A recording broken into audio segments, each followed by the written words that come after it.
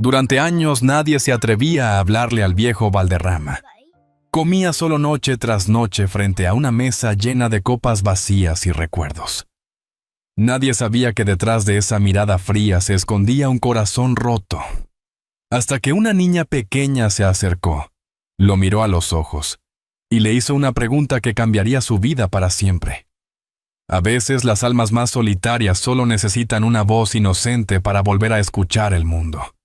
Y antes de seguir, permíteme desearte salud y paz. Dime, ¿desde qué país y a qué hora estás viendo esta historia? En el viejo cortijo de Jerez de la Frontera, el aire olía a vino dulce y madera envejecida. La casa donde nadie reía amanecía siempre igual silenciosa con las cortinas cerradas y el eco de los pasos de un solo hombre. Don Mauro Valderrama vivía allí desde hacía más de 20 años, rodeado de mármol, retratos antiguos y un reloj de péndulo que marcaba las horas sin que nadie las escuchara. Cada mañana Eusebio, el viejo mayordomo, abría las ventanas para dejar entrar la luz, pero el sol apenas lograba atravesar la melancolía que cubría la casa. Los vecinos decían que el señor Valderrama ya no reía desde que perdió a su esposa. Algunos lo veían pasar por el camino principal con su bastón impecable mirando al suelo. Otros murmuraban que el dinero no compra la paz, y tenían razón. Mauro era dueño de bodegas, terrenos y viñedos, pero no tenía a quien invitar a la mesa. Comía, solo hablaba solo, y algunas noches caminaba por los pasillos repitiendo el nombre de su difunta Elena. Eusebio era el único que se atrevía a interrumpir su soledad. Le servía el café cada tarde en la galería, con las bugambillas marchitas colgando al fondo. Don Mauro, vendrán días mejores, decía con voz temblorosa. El patrón asentía sin mirarlo, como si las palabras fueran piedras que no podían mover nada. A veces observaba por la ventana a los niños del pueblo jugando en la calle de tierra. Bajaba la vista enseguida como si aquel sonido de risas le doliera. Una tarde de noviembre el cielo se oscureció antes de tiempo. La lluvia golpeaba los azulejos del patio y el viento arrastraba hojas de los olivos cercanos.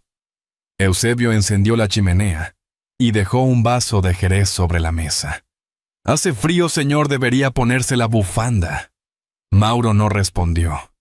Estaba mirando un retrato antiguo, el de su esposa, sosteniendo un bebé que nunca llegó a conocer. Aquella imagen era su condena y su única compañía. De pronto un ruido distinto interrumpió el silencio, unos golpecitos en el portón de hierro. El mayordomo dudó, pero fue a abrir. Frente a él, bajo un paraguas roto, una mujer joven sostenía a una niña empapada hasta los huesos. «Perdone, ¿hay algún lugar donde podamos refugiarnos un momento?» Llevamos horas caminando. Eusebio miró hacia el interior oscuro de la casa, luego hacia la pequeña que tiritaba. Antes de poder responder, una voz profunda resonó desde el fondo del pasillo. «¿Quién llama a estas horas?» La mujer dio un paso al frente. «Solo necesitamos esperar a que amaine la lluvia, señor». Don Mauro se detuvo a unos metros la luz del fuego, iluminando su rostro cansado. Observó a la niña, sus ojos grandes, su cabello pegado por la lluvia. Por un instante creyó ver un reflejo lejano de su pasado. No dijo nada más. Con un gesto seco asintió. «Eusebio, tráigales una manta». Mientras el mayordomo desaparecía por el pasillo, la niña miró a su alrededor con curiosidad, fascinada por los retratos y el olor a madera. Se acercó a la chimenea y extendió las manos para calentarse. Mauro la observaba en silencio. Nadie había ocupado ese rincón en años. Nadie había traído calor humano a esa casa donde el tiempo se había detenido. La lluvia seguía cayendo con fuerza, pero en el interior del cortijo algo imperceptible había cambiado. Tal vez no fuera visible aún, pero el aire parecía menos denso, como si el eco de las risas infantiles del pueblo se hubiera colado por las rendijas. Eusebio volvió con 2 mantas. La mujer agradeció en voz baja. Mauro, sin mirarlas directamente, murmuró: «Esperen aquí hasta que pase la tormenta. Luego podrán seguir su camino». La niña lo miró fijamente con esa inocencia que no teme a las sombras, y preguntó mientras el trueno retumbaba sobre los tejados: ¿Por qué vive solo, señor? Y entonces, por primera vez en muchos años, Mauro no tuvo una respuesta. La lluvia había cesado durante la noche. La lluvia había cesado, pero el cielo seguía gris, cuando Inés Roldán abrió los ojos en el sofá del cortijo. El aroma a café recién hecho llenaba el aire, y por un instante no supo dónde estaba. A su lado Sofía dormía envuelta en la manta gruesa que Eusebio les había dejado. El fuego aún chispeaba en la chimenea, y la casa, aunque enorme, parecía más viva que la noche anterior. Desde el comedor llegaba el sonido pausado de una taza al posarse sobre el platillo. Don Mauro estaba allí leyendo el periódico como si nada hubiese ocurrido. Eusebio, discreto como siempre, colocó un plato con pan tostado y mermelada. «La niña tiene fiebre leve, señor», dijo con tono cuidadoso. «Les he preparado algo de leche caliente». Mauro no respondió. Solo movió la cabeza en un gesto casi imperceptible. Inés se levantó despacio y caminó hacia el comedor. Tenía el cabello recogido, la ropa aún húmeda, y un cansancio antiguo en los ojos. «Disculpe si causamos molestias. La tormenta nos tomó por sorpresa», dijo con voz baja. Mauro levantó la vista apenas un momento. «El campo no perdona a quien viaja sin previsión», murmuró. Sus palabras sonaban duras, pero no había en ellas desprecio, sino la costumbre de quien ya no mostraba interés. Sofía, entretanto, apareció en la puerta frotándose los ojos. «Buenos días», dijo con una sonrisa tímida. Se acercó al fuego calentando las manos diminutas. Eusebio la observó con ternura. Hacía años que no veía a un niño dentro de aquellas paredes. Le ofreció una taza de leche y la niña la tomó con cuidado soplando antes de beber. «Está rica», comentó. Aquella frase sencilla arrancó una mueca extraña del rostro de Mauro, algo entre sorpresa y nostalgia. Inés explicó que venían desde Arcos de la Frontera buscando trabajo en las bodegas. Había escuchado que el Cortijo Valderrama necesitaba personal temporal para la temporada de embotellado. Mauro la miró con desconfianza. «No contrato a desconocidos», dijo mientras doblaba el periódico. Pero Eusebio intervino. «Señor, podría ayudar en la cocina. Y la niña... bueno, puede quedarse conmigo en el jardín». El silencio se alargó hasta que Mauro finalmente cedió. Una semana. Nada más. Así empezó una rutina insólita. Por las mañanas Inés limpiaba los pasillos y preparaba el desayuno mientras Sofía seguía a Eusebio por el huerto, haciendo preguntas sobre las flores y los pájaros. A veces Mauro los observaba desde la ventana de su despacho. No entendía por qué. ¿Por qué aquella presencia alteraba su tranquilidad? En las noches, cuando el cortijo quedaba en penumbra, escuchaba el eco de las risas de la niña y sentía un nudo en la garganta. Un día, mientras revisaba documentos antiguos, Mauro encontró una hoja amarillenta entre los libros contables. Un dibujo infantil, un sol torcido y una palabra escrita con letra temblorosa: «Papá». No recordaba haberlo visto antes. Lo sostuvo entre los dedos largos, y por primera vez en años, su mano tembló. Guardó el papel en un cajón y cerró con llave sin entender por qué el corazón le latía con fuerza. Aquella tarde Sofía se acercó al estudio con su cuaderno. «Señor, ¿puedo dibujar aquí? Afuera hace viento». Él asintió sin mirarla. La niña se sentó en el suelo, cruzó las piernas y empezó a trazar líneas con lápiz. Eusebio entró con una bandeja de té y se detuvo al ver la escena: el hombre que nunca sonreía y la niña que dibujaba en silencio bajo su mirada. En la mesa la taza humeaba olvidada. Horas después, cuando la madre vino a buscarla, Sofía dejó sobre el escritorio una hoja doblada. Mauro la abrió sin intención. Era otro dibujo, el mismo sol, pero esta vez había dos figuras bajo él. Abajo, con letra infantil, se leía: «Para el señor que vive solo». El hombre se quedó mirando aquel papel largo rato. Afuera el viento había dejado paso a un atardecer dorado sobre los viñedos, y algo en su interior comenzó a resquebrajarse. Por primera vez en muchos años, Mauro Valderrama sintió que aquel silencio tan familiar empezaba a tener un sonido nuevo. Y mientras guardaba el dibujo entre sus libros, sin comprender del todo por qué susurró casi sin voz, quizá ya no esté tan solo. El amanecer llegó cubriendo los viñedos con un velo de neblina. El cortijo Valderrama respiraba una calma distinta, como si el aire mismo hubiera aprendido a sonreír. Desde el patio se oía el canto de los gorriones y el sonido metálico de un cubo al chocar contra la fuente. Sofía ya estaba despierta persiguiendo a un gato blanco que había decidido instalarse en el jardín.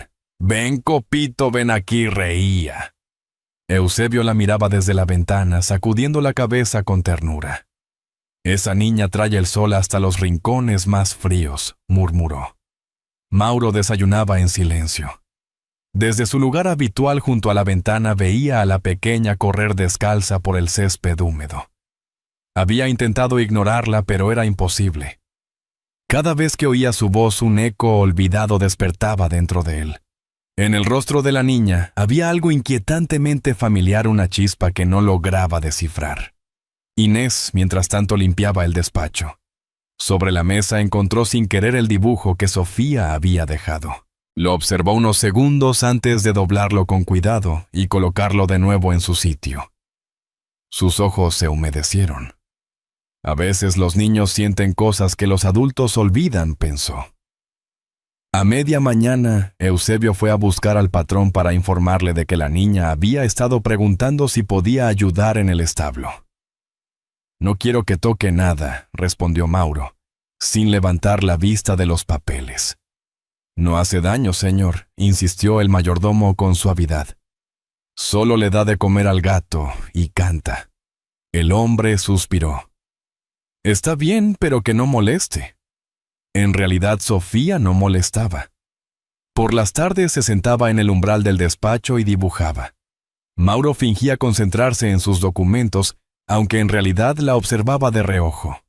Le intrigaba la manera en que aquella niña transformaba la quietud en algo lleno de vida. Un día, cuando ella se levantó para irse, él notó que había deslizado un papel bajo la puerta. Lo recogió sin entender otro dibujo esta vez, con una casa grande, un hombre con bastón y una niña pequeña con un gato. Abajo se leía: «Aquí ya no hay tristeza». Durante la cena Mauro no pudo evitar mirarla de distinto modo. Inés, sorprendida, se dio cuenta de que el patrón por primera vez preguntaba algo personal. «¿Tu marido vive en Arcos?», preguntó sirviéndose vino. «No, señor», respondió ella sin alzar la vista. «Murió hace 3 años». El silencio se extendió unos segundos. Solo se oía el crepitar del fuego. Mauro asintió lentamente y cambió de tema. Pero en su interior una palabra resonaba sin descanso: 3 años. Esa noche no pudo dormir. Se levantó, caminó por el pasillo oscuro y se detuvo frente al retrato antiguo, su esposa Elena sosteniendo a un bebé. Aquella imagen lo perseguía. Tomó el cuadro, lo apoyó sobre la mesa y casi sin pensarlo abrió el cajón donde guardaba el dibujo viejo, el del sol torcido. Lo comparó con el nuevo, el de Sofía. Las letras eran distintas, pero había un trazo similar, una curva idéntica en la forma del sol. Se quedó mirando mucho rato, sintiendo cómo algo se encendía en su pecho. A la mañana siguiente decidió hablar con Inés. La encontró colgando la ropa en el patio, el viento jugando con su falda. «¿Su hija tiene padre reconocido?», preguntó sin rodeos. Inés lo miró con desconcierto. «No entiendo la pregunta, señor. Me refiero al apellido». «Roldán», dudó. «Ese era también el segundo apellido de mi esposa». Ella palideció. «Es un apellido común», respondió rápido, pero su voz tembló. Sofía, ajena a la atención, corría entre los rosales riendo. Mauro la observó. Cada gesto de la niña removía un recuerdo que no sabía que aún tenía: los pasos pequeños sobre el suelo de mármol, la risa que una vez llenó esa misma casa. Esa tarde, al cerrar su despacho, encontró bajo la puerta otro papel doblado. Esta vez no era un dibujo, sino una frase escrita con torpeza infantil. «Gracias por dejarme jugar aquí. Mi mamá dice que usted tiene los ojos tristes.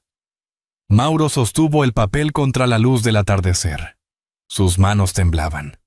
Entendió sin entender del todo que aquella niña estaba curando algo que él había creído muerto. Y mientras el sol caía detrás de los viñedos, el hombre que no reía sintió por primera vez que quería quedarse un poco más en el mundo de los vivos. El cumpleaños de don Mauro llegó sin que nadie lo mencionara. Era un día frío de diciembre, con las nubes bajas sobre los viñedos y un olor a tierra mojada. En la casa no había flores ni felicitaciones, solo el sonido de la lluvia en los cristales.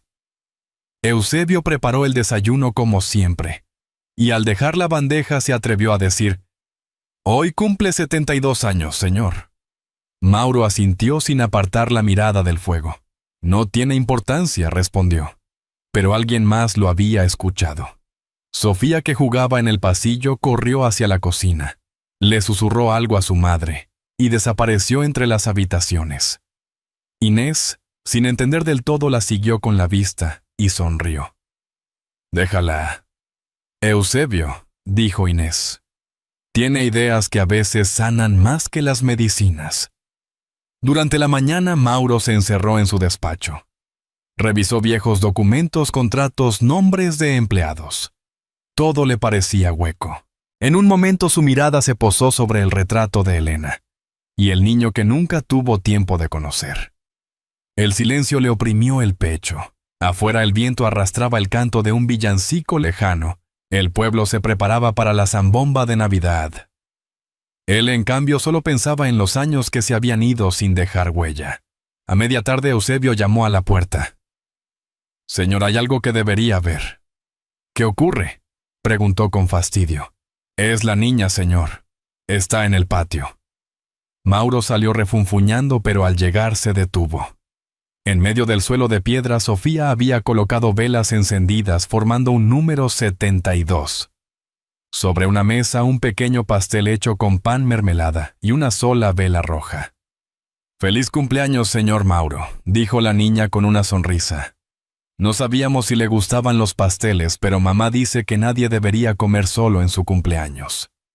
El viejo sintió que la garganta se le cerraba. Miró a Inés, que observaba en silencio desde la puerta, y luego a Eusebio, que disimulaba limpiándose las gafas.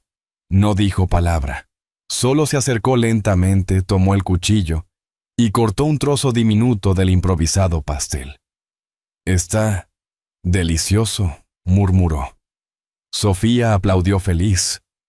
Inés la abrazó conteniendo las lágrimas. Por primera vez en décadas, la casa resonó con risas. Incluso Eusebio, emocionado, se permitió tararear una vieja melodía de feria. Mauro los miraba, incapaz de apartar la vista de aquella escena sencilla y perfecta.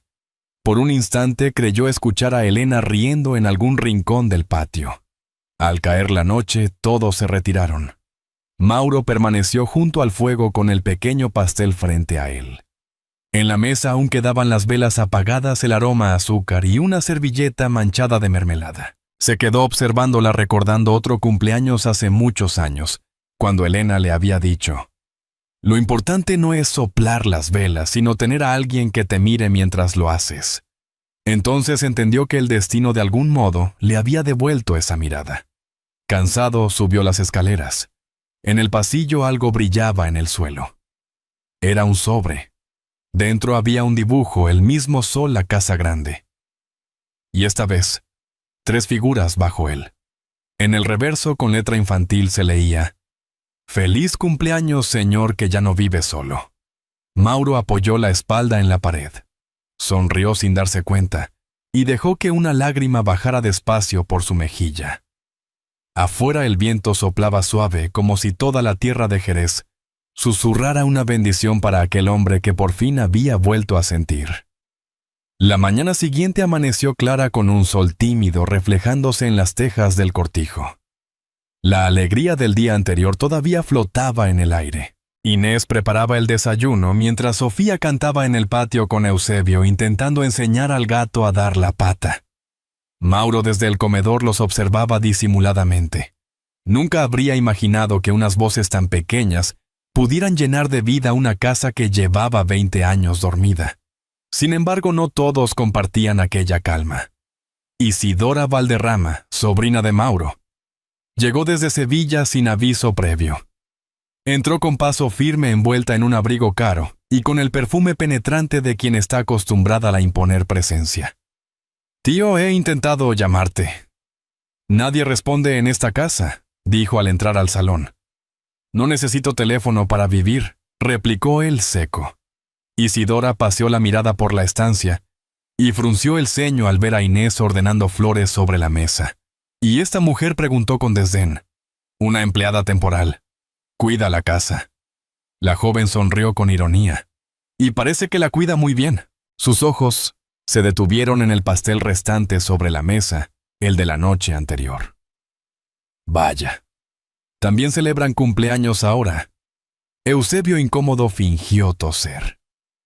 Sofía, ajena al ambiente tenso, se acercó corriendo. «Buenos días, soy Sofía», dijo extendiendo la mano. Isidora la miró de arriba abajo. «Qué simpática. ¿Tu madre también trabaja aquí?» «Sí, y yo dibujo cosas bonitas para el señor Mauro». Mauro intervino con calma. «La niña no tiene culpa de nada, Isidora». «Oh, claro», respondió ella con un gesto helado.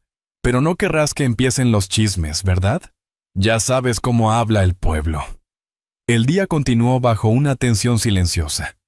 Isidora se instaló en una habitación del piso superior y pasó la tarde revisando papeles y contratos. Mauro, cansado de sus insinuaciones, salió a caminar entre los viñedos. Allí el aire olía a mosto y tierra mojada, y el silencio del campo le devolvía la serenidad. Cuando regresó al cortijo, Eusebio lo esperaba nervioso. «Señor, ha ocurrido algo».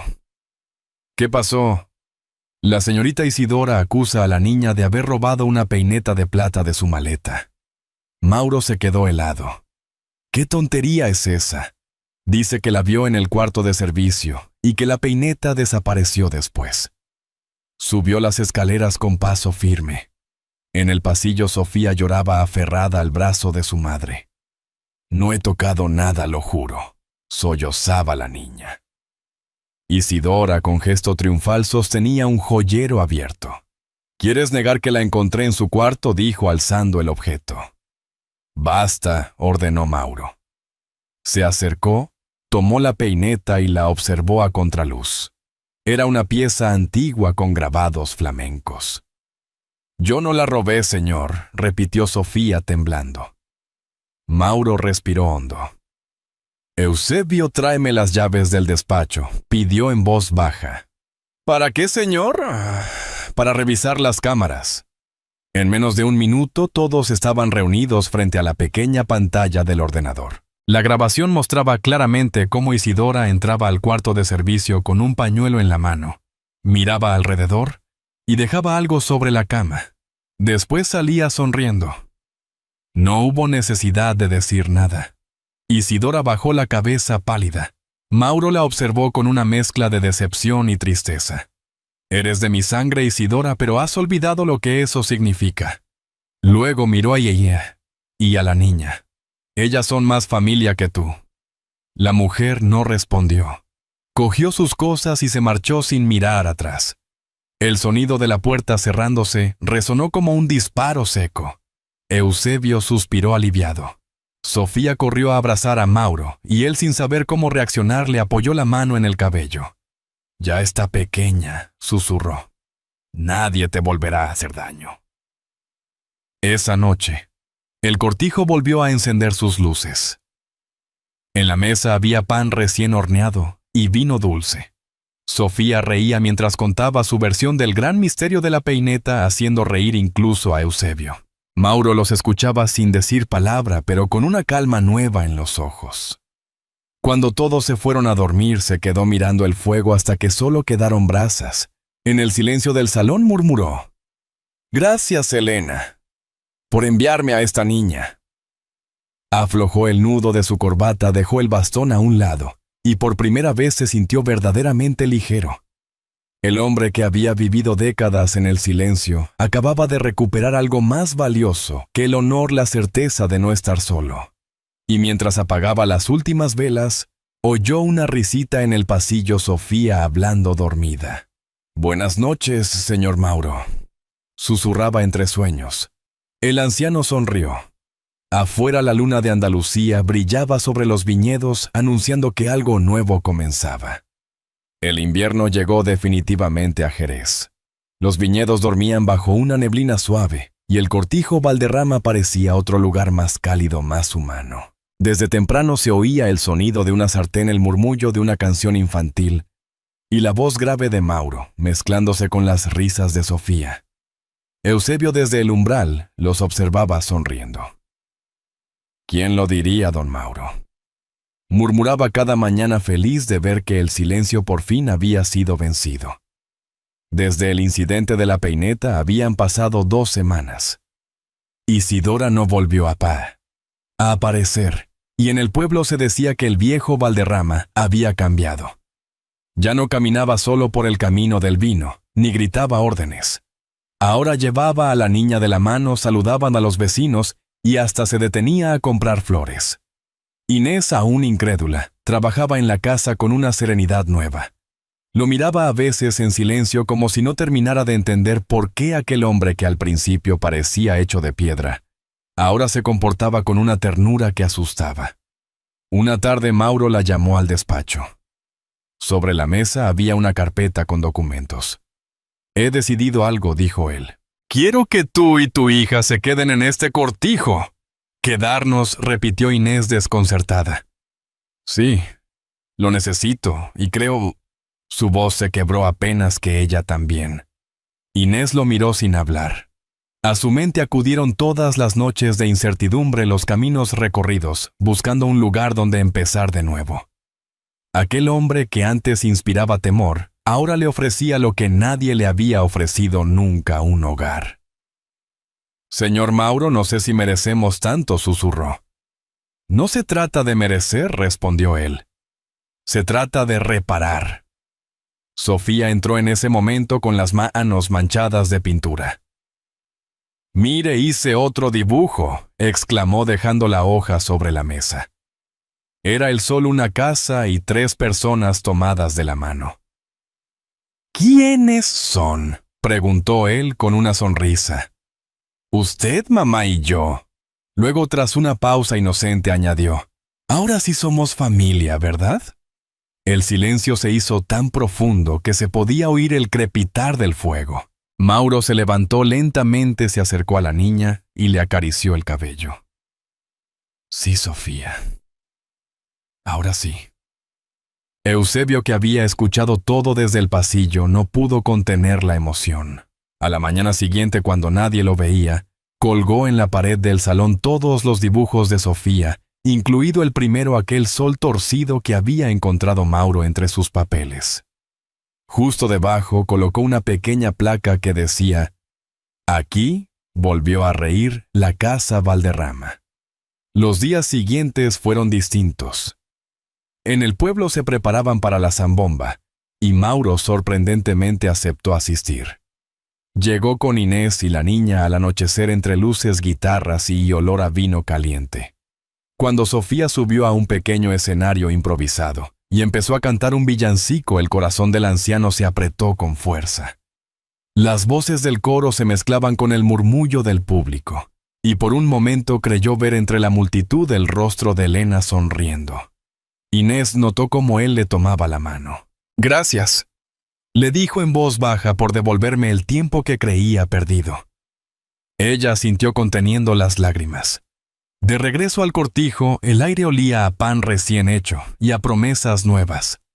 Sofía se quedó dormida en el coche, apoyada en el hombro de Mauro.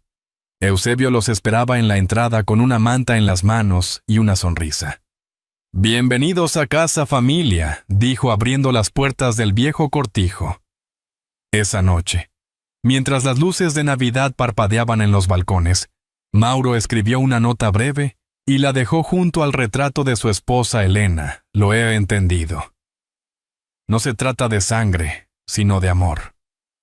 Luego subió a la habitación de Sofía, la arropó y apagó la lámpara. Antes de cerrar la puerta, la niña murmuró dormida: «Buenas noches, abuelo». Y él, con los ojos humedecidos, respondió en un susurro: «Buenas noches, mi niña». Fuera, el cortijo respiraba en paz. Por primera vez en muchos años, la casa donde nadie reía volvió a soñar. El invierno trajo silencio a Jerez, pero en el viejo cortijo Valderrama volvió a oírse la risa. Allí donde antes habitaba la soledad, hoy suenan canciones, pasos y voces que curan el alma. Nadie imaginaba que aquel hombre endurecido por el tiempo hallaría consuelo en la sonrisa de una niña. Y tú que has llegado hasta aquí, si esta historia te ha tocado el corazón, deja uno en los comentarios. Si crees que podría mejorar, escribe el 0. Toda historia tiene algo que enseñarnos. Porque esto no fue solo la historia de Mauro, ni de Inés o de Sofía. Fue la historia de todos los que alguna vez creyeron haber perdido su lugar en el mundo. Nos recuerda que la bondad sin condiciones puede cambiar destinos, que el amor y el perdón pesan más que el oro, y que nunca es tarde para reparar lo que una vez dolió. Como una lámpara encendida junto a la ventana, un gesto de ternura puede iluminar los caminos más oscuros. Todos, sin importar la edad, merecemos un hogar donde nos esperen una voz que pronuncie nuestro nombre con cariño. Si esta historia te hizo sonreír o pensar en alguien que amas, compártela. Quizás al hacerlo ayudes a que otra casa en algún rincón del mundo vuelva a soñar.